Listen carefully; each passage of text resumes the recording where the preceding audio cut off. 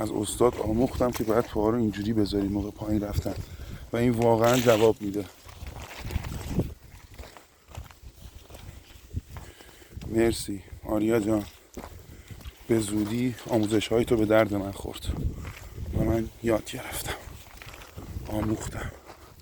میخوایم بریم پایین ببینیم یه راهی پیدا میکنیم از کنار این فنس وارد بشیم یه جوری. ببینید اینطوری، ببینید اینطوری، این ترمز شماست حتی تو گل. خب اوکی، ببینید که چه راحت میرم پایین، با اینکه هم سنگریزه داره هم گل داره. البته کفشم هم خوبه ها برای این کار. خب آخ نزدیک لیز بخورم.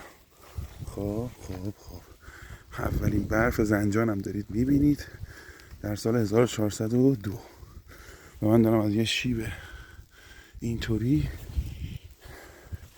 در حال فیلم برداری با تکنیک های استاد آریا میرم پایین. آره اینجوریه، چون اراده کردم که برم، باید برم. در تنهایی مطلق، در سکوت به راه خودمون ادامه میدیم، ببینیم کجای فنس هست بتونیم ازش رد بشیم. خب فعلا تا پایینا بریم ببینیم چی میشه. کفشم پر از گل شده و هر لحظه داره سنگین تر میشه. من نمیذارم این تلاش بی نتیجه باشه.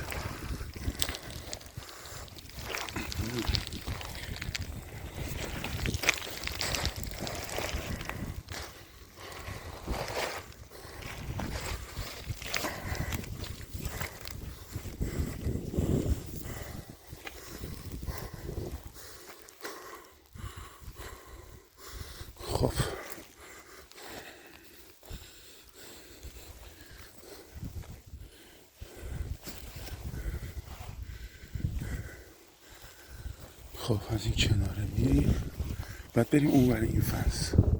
همین.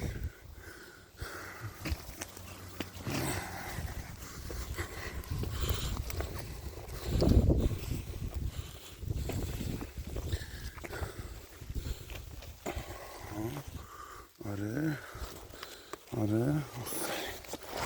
آفرین رسیدم به فنس. خب اگه بهتون بگم من اسم این دریاچه رو نمیدونم شاید باورتون نشه. همینطوری اومدم تو راه رسیدم بهش. خب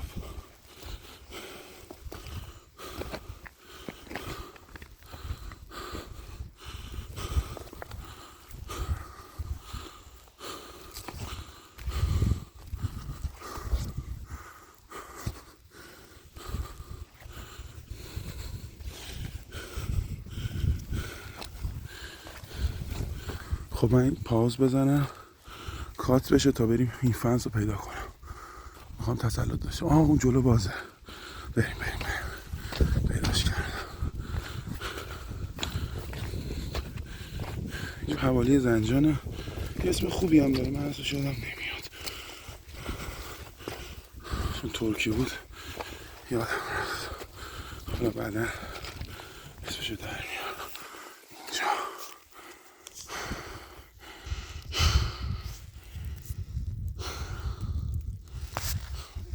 آخ این تیزی ها گرفت کافشنم. خب بریم.